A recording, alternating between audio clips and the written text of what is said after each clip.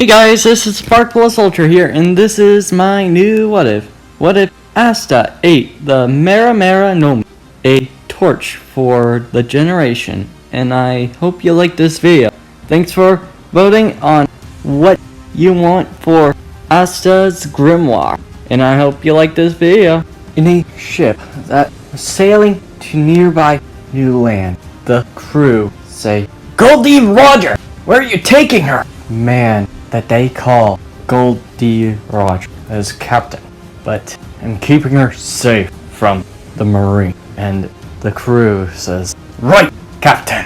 And Goldie Roger looks at the pendant on his watch, sees a hat that was for his son. Goldie Roger coughs and seeing his age wildered. Looks like I'm not in my prime, but save you. You don't have our son bear what I've done. And Goldie Roger opens the door to see his wife, Rouge. Oh, and Rouge says, "I'm fine." And seeing her belly, holding it with her hands. And Goldie Roger says, "How's our son?" And Rouge says, he's doing fine." And Goldie Roger says, "How do you know if it's a boy?" And Rouge says, "Just as a feeling." And Goldie Roger says, "We're near to an island that the Marines have never scouted." And Rouge says, "Good." And Goldie Roger says, "I won't be coming with you. You know that." And Rouge then tearing her eye, saying, "I know." And Goldie Roger feeling the pain of his loved one. "Well, I'll promise you this. I'll do what my power and keep you safe and my son as well." And Rouge says, "And I'll do my best to keep anyone from finding out." And Goldie Roger says, "Alright, take her to the island and make sure nobody tells anyone." And the crew says, "Right, captain!" And they rowed the boat, and having her on the rowboat and keeping a watchful eye on any person that comes and finds them in this different island. And Rouge looks at the boat that Goldie Roger is on and says, "When she's on land, get the rowboat out. We don't need anyone knowing." And Goldie Roger stern his fist, and the crew says, "Right." And then Rouge was off the rowboat and says, "Thank you." And the crewmate says, "It's great to keep someone safe from any of the Marines or guards. Be careful." And Rouge says, nodding her head, and the rowboat that the crewmate had was taking to the ship. Goldie Roger says, "I'm sorry, won't be coming with you this time, Rouge." And then Goldie Roger says, "Alright, man, let's set sail." And all the crew says, "Yes, captain." And then set sailing to a dip from the island that they were getting away. And Rouge looks at the ship and holding her belly with the baby and says, "Asta, you might not know your father, but I don't think 20 years could hold it in." Feeling her pain, and Rouge tries to get to nearest village and walk all the way from there. And then she carries some of the things that is for Asta from Goldie Roger and her mom as well. While she was walking very slowly to a nearby village in a road, she then hears a bit of clapping flying in the air, seeing a man with bright orange hair. And the man says, "Hello there. Are you in need of help, young man?" And the woman says, "I need to go to a doctor." And the man then sees the woman and looks at her closely and sees she's, "Yes, right away. I'll get to you really quick." And the man gets to a nearby village, one that he is familiar, getting to a doctor. And then the young man, are you okay? Anything matter? And the woman says, he's kicking. And the young man says, oh man, this is a situation I didn't expect I was going to be in. And then the doctor says, alright, I'm coming in. And then the woman says, and then the doctor says, how long have you had it in? And Rouge says, 20 months? And the doctor was surprised. Oh my, how did you hold that in so long? The young man says, is that long? And the doctor says, there are certain ways you can hold it, but usually a woman doesn't want the child. She gulped himself for a bit and says, she usually holds it in and let the baby die. And the young man says, seriously? And the doctor says, you should have known. And the young man, I was an orphan. I didn't even know that. Me and my sister didn't know as well. And the doctor says, well, there's your answer, Fugalion.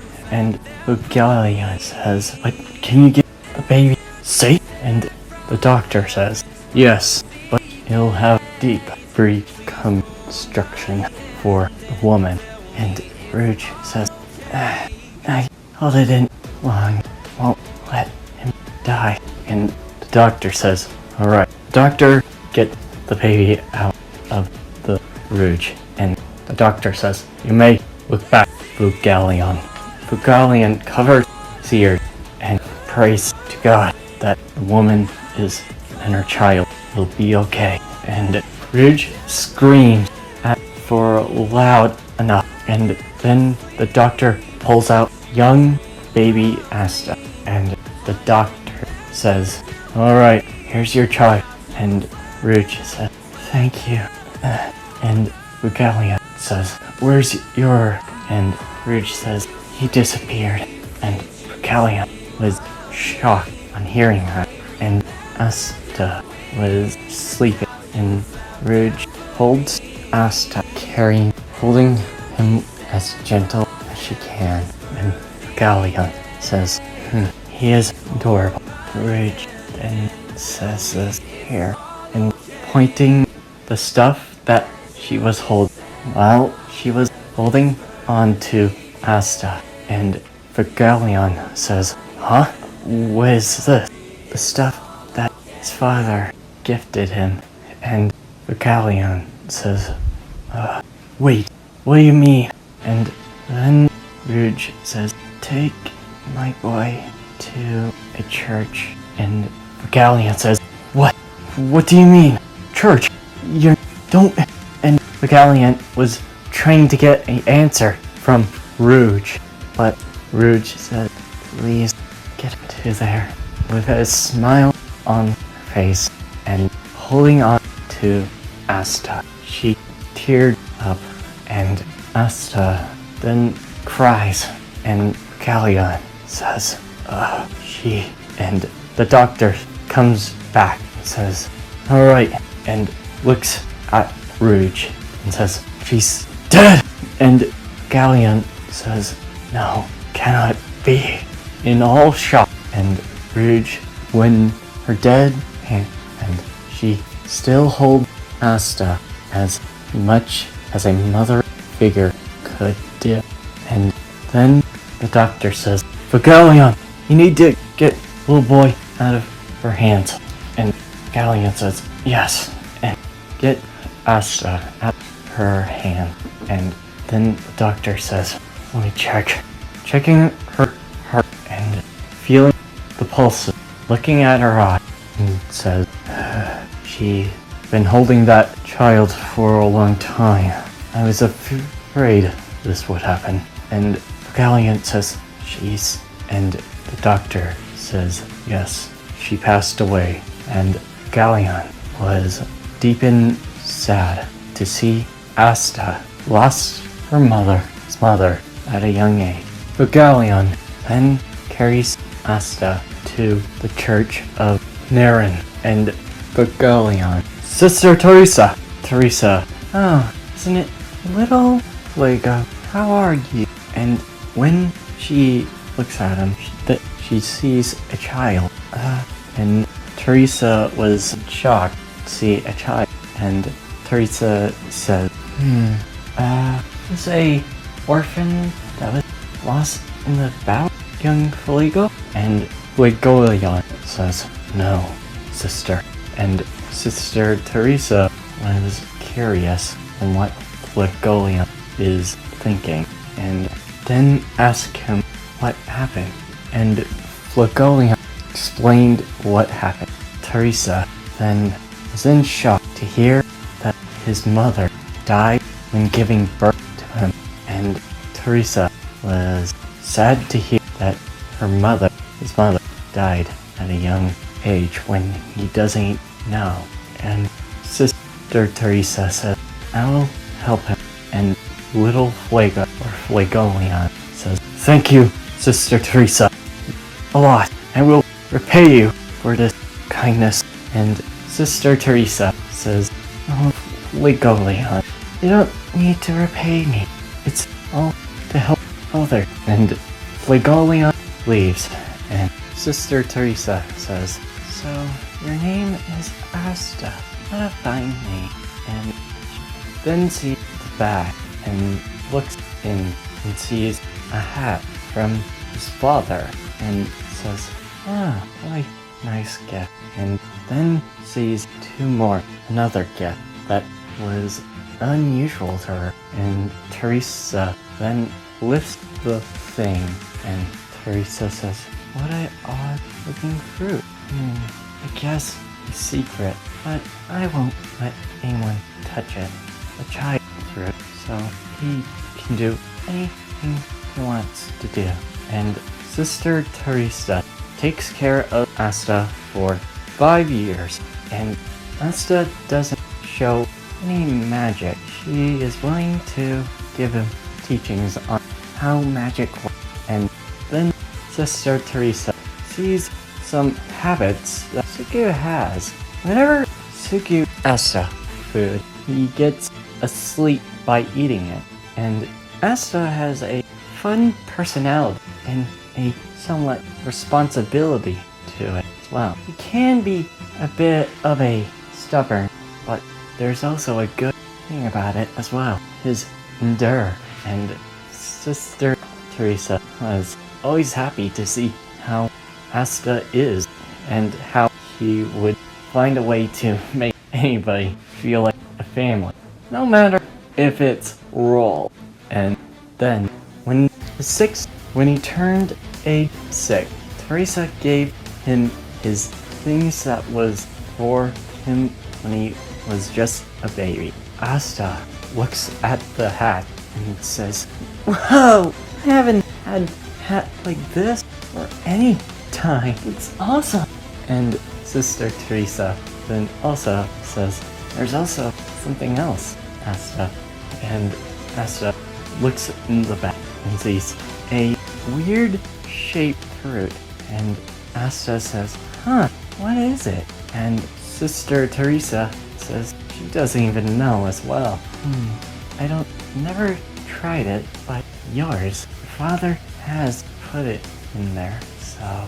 And Asta then says, alright, here's a bite. And when he bites it, he gulps it down and says, ugh! And Sister Teresa says, what's the matter? It doesn't taste good? And then Asta says, it tastes like dog doo-doo. Putting his hands on his tongue. And when Sister Teresa says, I don't think it tastes that bad. And when she bites it, she then feels a much more untasteful effect and spits it out. Wow, you're right on that. And all the orphanage kids look at the fruit and says, I want to try it. Let me try it. And Sister Teresa says, no, this fruit is not good. I'll throw it away immediately. And then Sister Lily asked Asta if she could throw it away. And Asta nods to Sister Lily on that and says, alright, and gets rid of the fruit. Then Sister Teresa then asked Asta to get her some food from Rashita, and she then says, yes, Sister Teresa, and bowing down politely to her, and he rushes to get to Rashita in a winter, like snow is coming down, and Asta was running to some potatoes, and Asta then feels nothing of the cold breeze and wonders he's just warmed up, and Asta runs as fast as he can to get to it. But when he got to the store, Asta heard a certain person mugging a other person, and Asta then listened. Thanks for the pendant, kid. That debt you owed us. Give us enough for this fence. And sees the kid down on the ground, and Asta cracks his knuckles.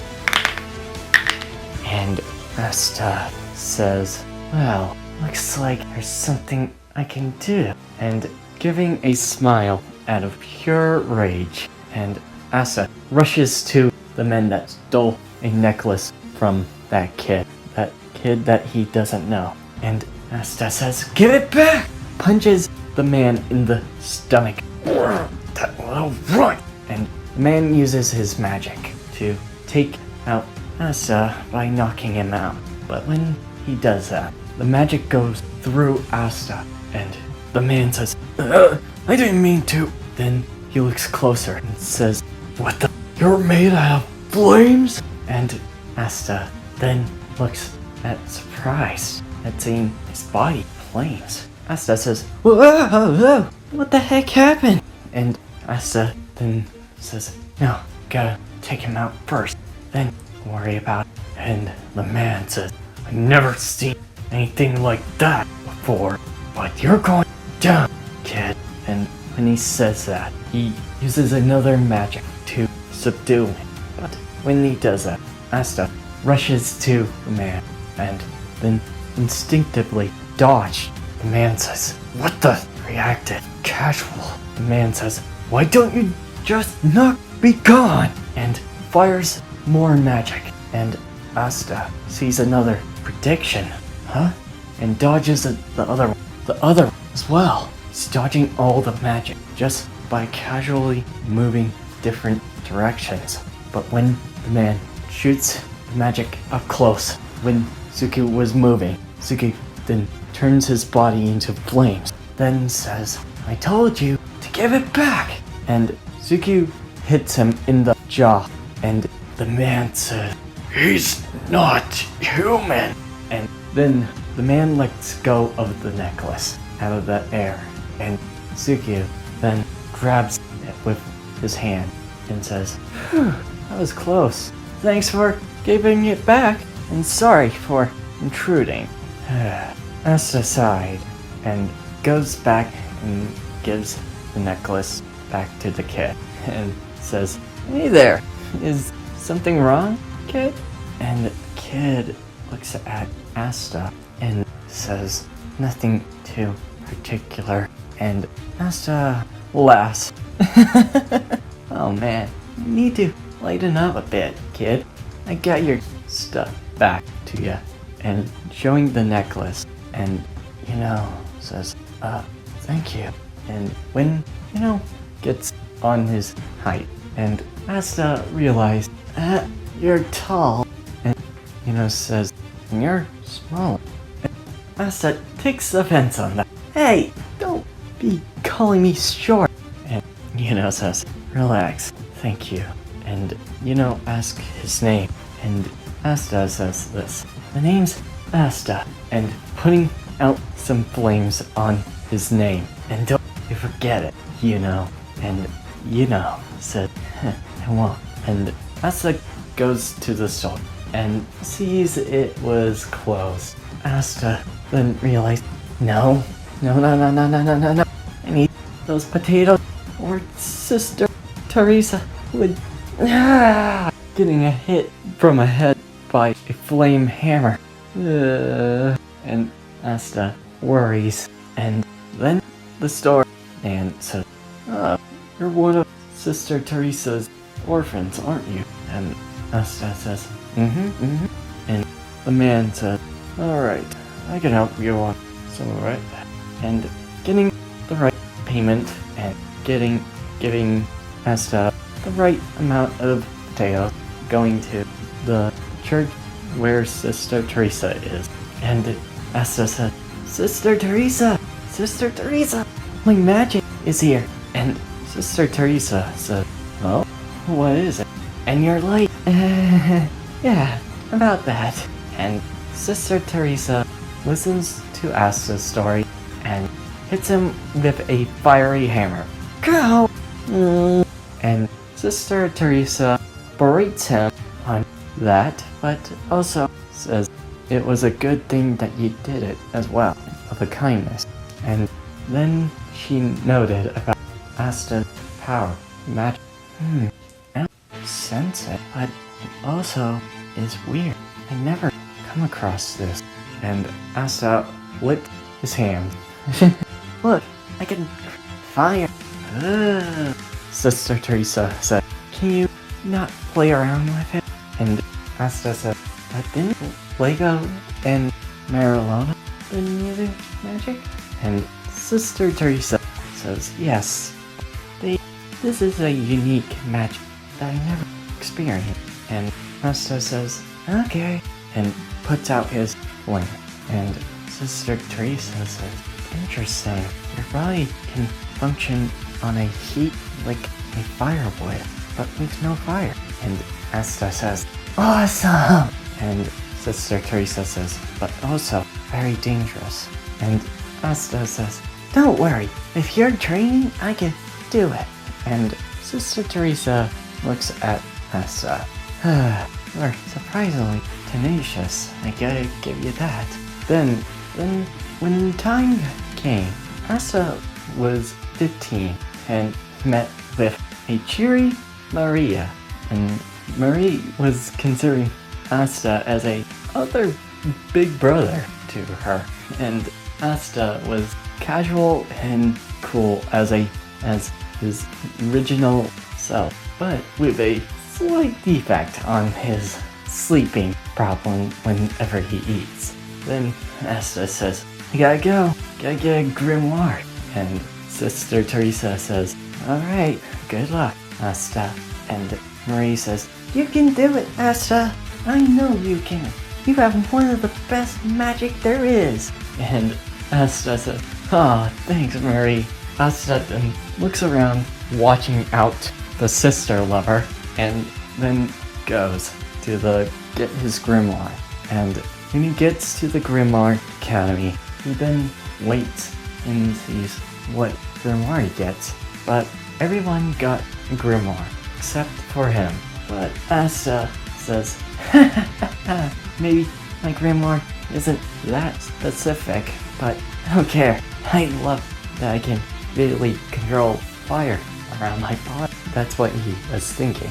And when Asta was walking out, he then hears a man, and Asta stops and listens and sees a man that was using his chain magic to take hold of the same kid.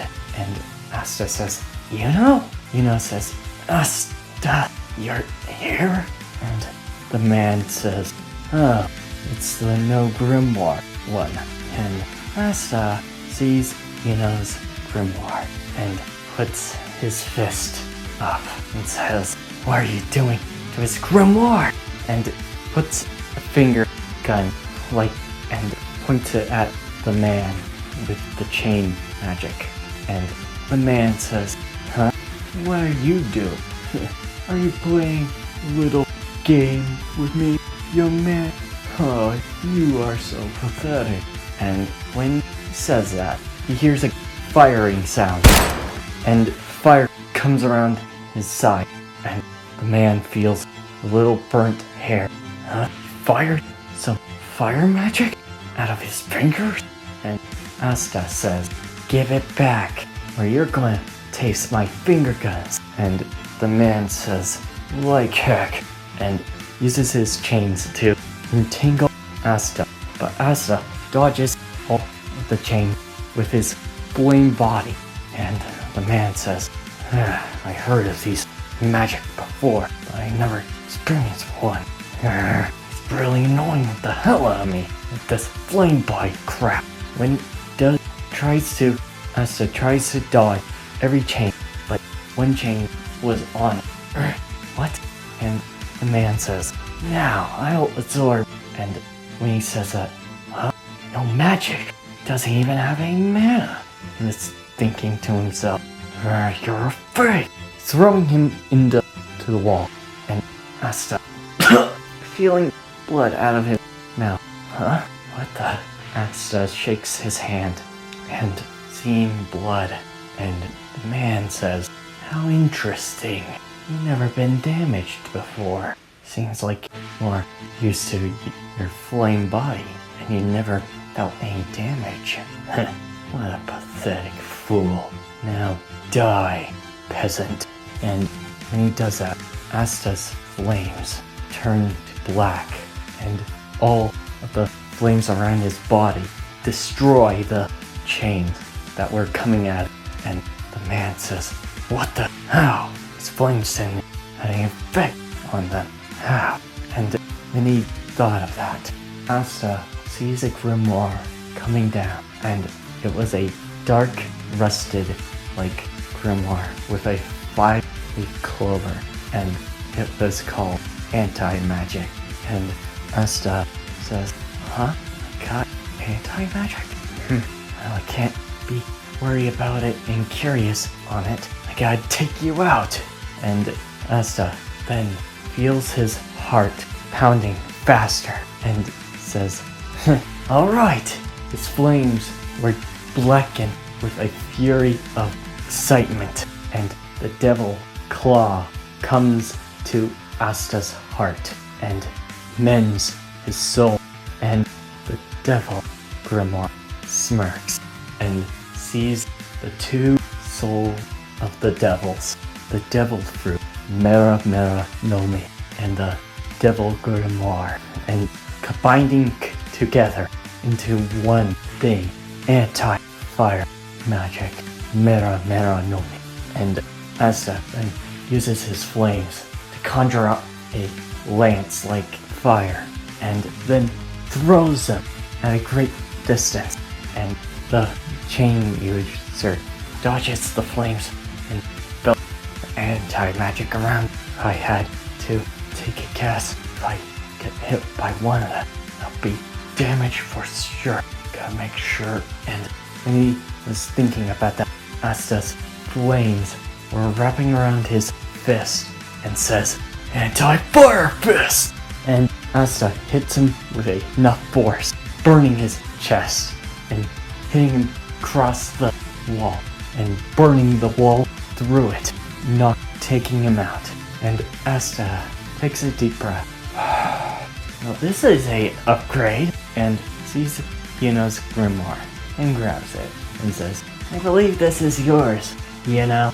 And Yuna says, "Thanks, Asta." And Asta goes to Sister Teresa's church and says, "Sister Teresa, I got a grimoire." And when Sister Teresa hears Asta, Teresa says, "Oh, I believe it would be a fire grimoire." And when she says that, Asta says, "Nope, it's anti-magic, combined with my flames." Turning black, and all the children were amazed on the color and how it looks like in the grimoire. And Sister Teresa says, "Huh? I thought it would fire grim, but it's an anti-magic? This is far stranger than I can see now." And Asta says, "Well, gotta train more, Sister Teresa." And Sister Teresa says, yes, you do your best, Asta. And Asta was in his training, getting stronger to become the Wizard King. And that's where I'm ending this video. I hope you like this video and hope you subscribe.